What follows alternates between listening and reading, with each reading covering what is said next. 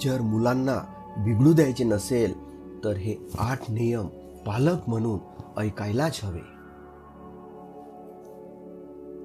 तुमची मुलं बाहेर ज्या पद्धतीने वागतात, त्यांना ज्या सवयी आहेत किंवा 4 लोकांमध्ये गेल्यानंतर त्यांची वागणूक कशी आहे, यावरून लोक तुमच्या मुलांचे संस्कार ठरवतात. तुम्ही त्यांना कोणत्या वातावरणात वाढवलं आहे ते ठरवतात. मुलांच्या वागण्यामुळे कोणी तुम्हाला ऐकवले तर तुम्हाला खजील झाल्यासारखे वाटते. मुलांना शिस्त लावायची, संस्कार द्यायचे तर काय करायचे?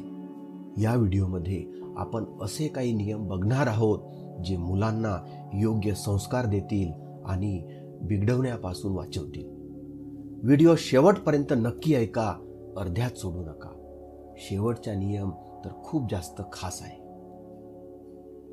नंबर 1, मुलांना शिस्त लावण्याची, त्यांच्यावर संस्कार करण्याची योग्य वेळ म्हणजे त्यांच्या लहानपणापासून असते.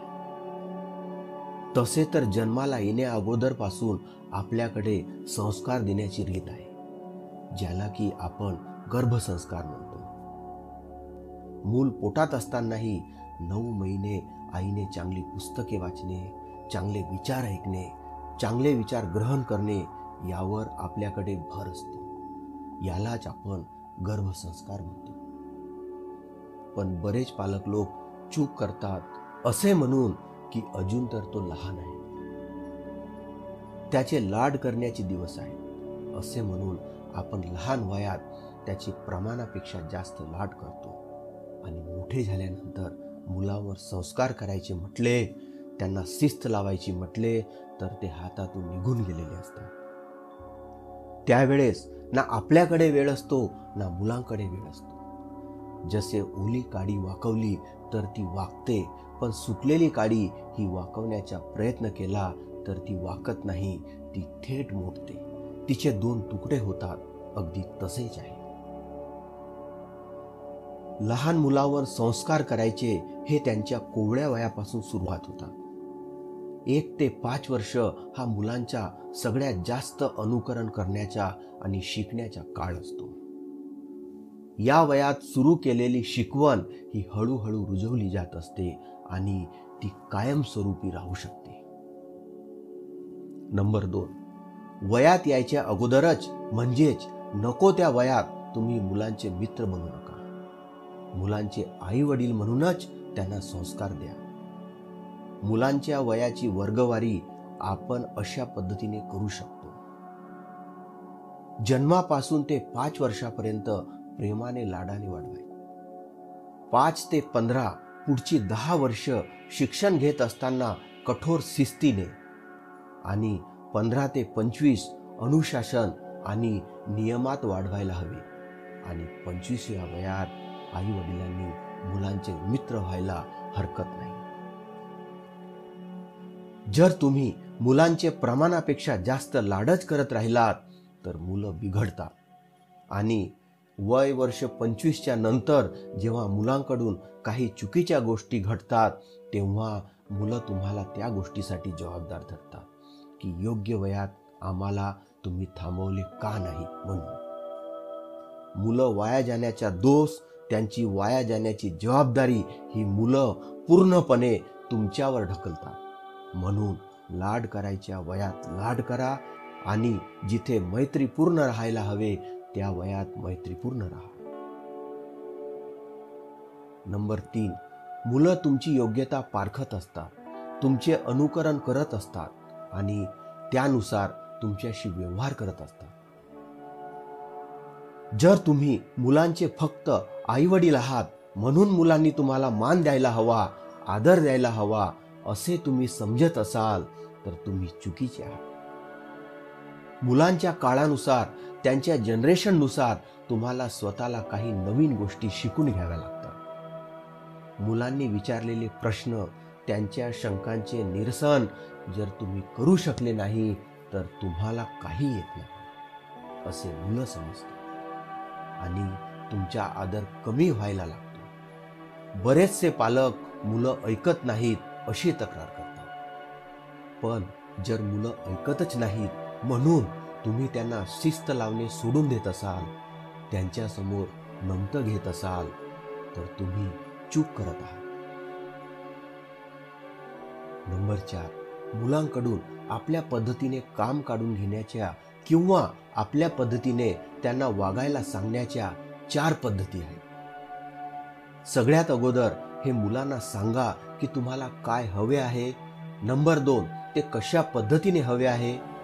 तिसरी गोष्ट, नाही केले किंवा नाही ऐकले तर काय होईल, त्यांचे परिणाम काय असतील. आणि चौथी गोष्ट म्हणजे तुम्ही स्वतः ती गोष्ट मुलांना करून दाखवा जी तुम्हाला त्यांच्याकडून अपेक्षित आहे. या 4 पद्धतीने तुम्ही मुलांना गोष्टी शिकवत असाल तर मुलं तुमच्या शब्दाबाहेर असणार नाही. मुलांना आरडाओरडा, आदळआपट करून जर सांगायला गेलात तर मुले रडतील, घाबरतील आणि तुमचे ऐकणार नाही. या उलट वरील 4 पद्धतीने जर तुम्ही मुलांना सांगितले तर मुलं तुमचे म्हणणे ऐकतील. मुलांना शिक्षा करायची तर त्यांना मारू नका, ओरडू नका. त्याऐवजी त्यांचे टीव्ही बघणे बंद करा, मोबाईल बंद करा. त्यांना खाण्यामध्ये मेथी, पालक, जमतील तेवढ्या पालेभाज्या खायला द्या. या शिक्षेने 4 फायदे होतील. एक तर मुलांची बॉडी डिटॉक्स होईल. शरीराला आवश्यक असणारे सगळे घटक त्यांच्या शरीराला मिळतील. कुठलेही आढेवेढे न घेता मुलांची बुद्धी, मुलांचे डोके डिटॉक्स होईल. काय केल्यानंतर आपल्याला ही शिक्षा मिळते हे त्यांच्या लक्षात येईल. चुका कमी करतील. अशी शिक्षा केल्याने तुम्हाला पुन्हा शिक्षा करण्याची वेळ येणार नाही.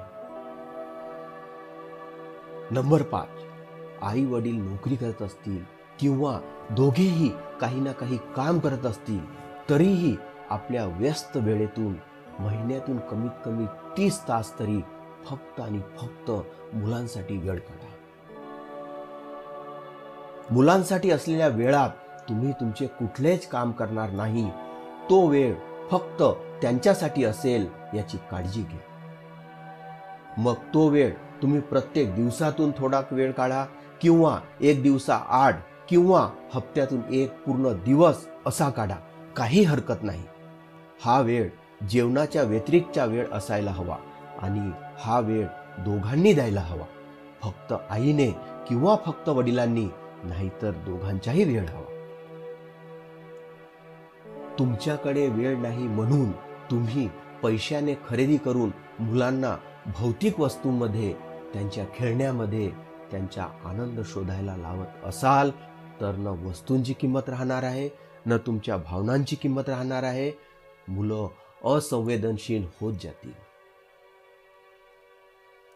जर तुम्ही त्यांच्यासोबत वेळ घालवला नाही तर तुमच्या आवडीनिवडी, तुमचे नियम, तुमची व्हॅल्यू, तुमचे संस्कार, तुमची नीतिमत्ता, तुमचे गुण हे त्यांच्यापर्यंत पोहोचणार नाही आणि पुन्हा तीच वेळ फिरून तुमच्याकडे येईल.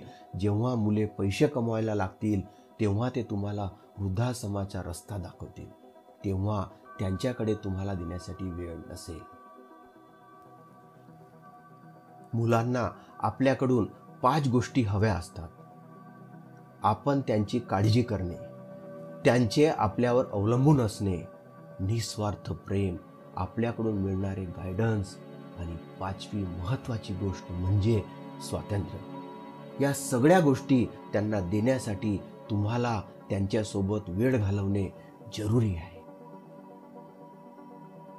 नंबर 6, मुलांना शिस्त लावत असताना, त्यांच्यावर संस्कार करत असताना घरातल्या मोठ्या माणसांच्या म्हणजे त्यांच्या आजी आजोबांचाही त्यामध्ये सहभाग असू द्या. काही गोष्टी पालक म्हणून आपण त्यांना नाही समजावू शकत, ते मुलं आपल्या आजी आजोबांकडून समजून घेऊ शकतात. नंबर 7, सगळ्याच गोष्टी लाडात होत नाही. काही गोष्टींसाठी मुलांना रागावणे गरजेचे आहे आणि मुलांना रागावताना हे लक्षात घ्या, तुम्ही रागावला, त्यांना शिक्षा केली तर तुम्ही लगेच त्यांना मनवायला, त्यांच्याशी गोड बोलायला जाऊ नका. तुमच्या रागाचा, तुमच्या शिस्तीचा थोडा तरी परिणाम त्यांच्यावर होऊ द्या.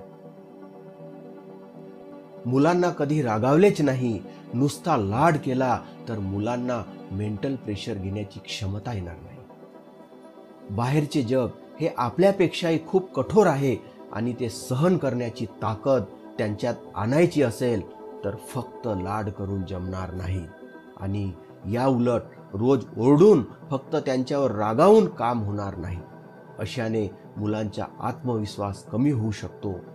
तुमचा राग आणि तुमचा लाड यात तुम्हाला बॅलन्स ठेवता यायला हवे.